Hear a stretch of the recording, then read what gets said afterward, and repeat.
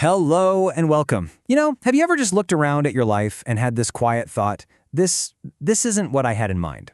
Maybe you had a map, you had a plan, a really clear destination, and somewhere along the way, the path just vanished. You were doing everything right, following all the signs, and then one day you look up and realize you're completely and utterly lost. If that sounds familiar, you're in the right place. Today, we're not really looking for answers or quick fixes. Instead, we're just going to sit with the questions for a bit, guided by this beautiful little book that feels less like a self-help guide and more like a really compassionate friend. So let's begin. You see, most of us walk through life with this kind of internal map, right? A set of expectations for our career, our relationships, who we're supposed to be by a certain age. It gives us a sense of control, of direction. But what happens when that map is just ripped out of your hands? This first part is all about that dizzying, terrifying moment when the plan disappears and you're just left standing there, not knowing where to step next. It's a question that just echoes, doesn't it? Usually in the quiet moments, in the middle of the night, or when you're driving alone. You might have been doing everything right, checking all the boxes, following the steps. You built your entire life on the foundation of that plan. It felt solid. It was supposed to be a straight line to a safe, predictable future. And then, just like that, it's not. That straight line just shatters into this chaotic, tangled mess of what-ifs and what-nows.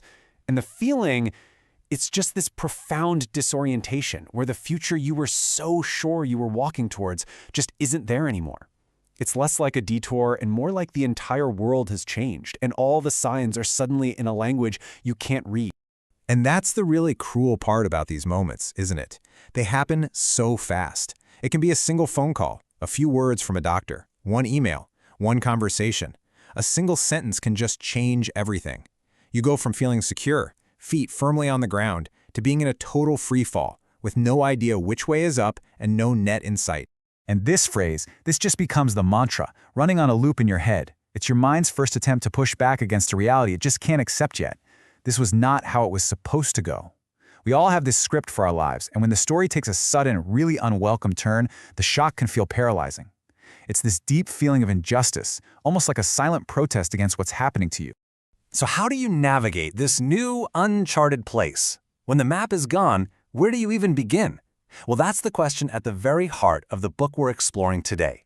It was created by an artist, Alessandra Olanow, and it's not a manual with answers. It's more like a quiet companion for the times we feel the most lost, a friend to just sit with us in the dark. You see, Olanow actually created this book out of her own experience with profound loss. She was hit with multiple crises all at once. Her marriage was ending, her career was changing, a parent was ill, and she turned to drawing. Not to escape how she was feeling, but to try and understand it. Her simple, honest drawings became a way to get all the chaos that was inside out, to just hold her overwhelming emotions at arm's length and look at them, without any judgment. It was her way of giving shape to the shapelessness of grief. Now, this is really important to get. This book is not offering you 5 steps to happiness. It's not a quick fix. What it offers is validation. It's a tribute to the beautiful mess of being human. It's a quiet acknowledgement that healing isn't about fixing something that's broken. It's about learning to live with the changes, with the scars. It's permission to just be exactly where you are. And this right here brings us to the core wisdom of the book, the radical act of giving ourselves permission to not be okay. We hear it all the time, right? Be strong, stay positive, look on the bright side. But this book invites us into what it calls the messy middle, that uncomfortable, confusing, but totally necessary space of grief and uncertainty. And it tells us, hey, it's okay to live there for a while. Our world loves resilience, but it often gets it wrong. It thinks resilience means bouncing back immediately, pretending the fall didn't hurt. This book offers a much more honest take. It gently insists you can't skip this part. You can't outrun the grief or numb the pain forever. The only way to the other side is to walk through it, not around it. Trying to bypass it just means you end up carrying it with you. Okay, this illustration, this might be one of the most relatable pages in the whole book. It just perfectly shows that huge gap between our inner world and what we show everyone else. Inside, a complete storm of thoughts, this tangled knot of feelings. But what comes out? A single, simple, socially acceptable word, fine. It just speaks volumes about the incredible, exhausting energy it takes to keep that mask on. In a world that is obsessed with hustle and constant progress, just resting can feel like you're failing. But this book reframes it as a profound act of self-care. Sometimes the bravest, most productive thing you can possibly do is absolutely nothing. It's not laziness, it's emotional first aid. It's giving your mind and your body the space they desperately need to start processing the shock. Honestly, it's an act of survival. I want you to really hear this. Just let it sink in for a second. You are allowed to take your time. We put so much pressure on ourselves to heal on some kind of schedule, as if grief is just a project with a deadline. We feel it from others, we tell it to ourselves, but your healing journey belongs to you and you alone. It has its own rhythm, its own pace.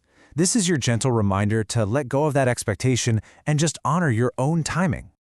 So, after we've let ourselves sit in that messy middle, after we've given ourselves permission to just be, what comes next?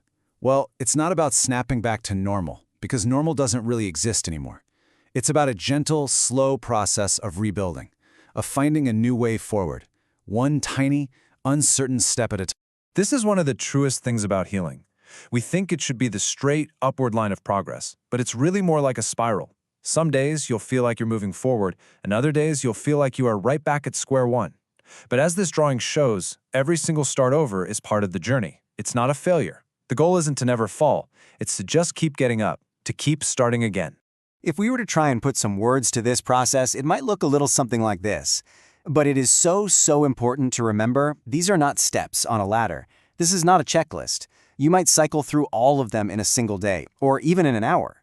It just starts by acknowledging the hurt without judging yourself, then letting go of that timeline, finding those small moments of peace or rest, and then, eventually, when you can, you just begin again. You know the phrase, letting go? It can sound so active, so forceful, like you're supposed to pry your own fingers off something you care about. But this book suggests it's more of a quiet surrender. It's that slow, dawning realization that the thing you were clinging to so tightly, the old plan, that future you imagined, it's already gone. And in that acceptance, in releasing that ghost, there is this surprising lightness, a quiet kind of freedom. I love this reframe so much. The pain doesn't just go away. It actually transforms you. That tangled mess of your struggle, the heartache, the tears, they become the fertile ground for new growth. You don't go back to who you were before. That person is gone. You grow into someone new, someone who has been shaped and softened and even strengthened by everything you've endured. And all of this brings us to the final and maybe the most important part of the journey. After the unraveling, after the rebuilding, there's a quiet return. It's the journey of coming home to the person you are right now, not the person you plan to be. It's a tough truth, but so often our biggest fight is with ourselves. We can survive the actual event, the thing that broke our hearts, only to be beaten down by our own inner critic, the voice that tells us we're not healing fast enough, that we're not strong enough, that we should be over it by now. That voice can be the cruelest of all. This is the quiet, daily work of healing. It's not glamorous. It's the conscious choice, moment by moment, to challenge that little voice that says, I'm not enough. It's a small, deliberate act of rebellion against our own self-criticism, and it is profoundly powerful. It's learning to talk to yourself with the same kindness you would offer to a friend who is hurt. If you are feeling lost right now, or behind in life, please take this one in. Stop measuring your progress against some perfect future or against somebody else's journey. Instead, just for a moment, look back. Look at where you were a year ago, or a month ago, or even just last week, and acknowledge how far you've come. That is the true measure of your incredible strength. And so we arrive here, at this simple but incredibly profound acceptance. The plan changed. The life you have right now might not be the one you chose, but it is the one you're living. And maybe, just maybe, the beauty of life isn't about perfectly following the map. Maybe it's about learning to navigate the wilderness and finding unexpected beauty in all the places you never intended to go. And that is more than okay.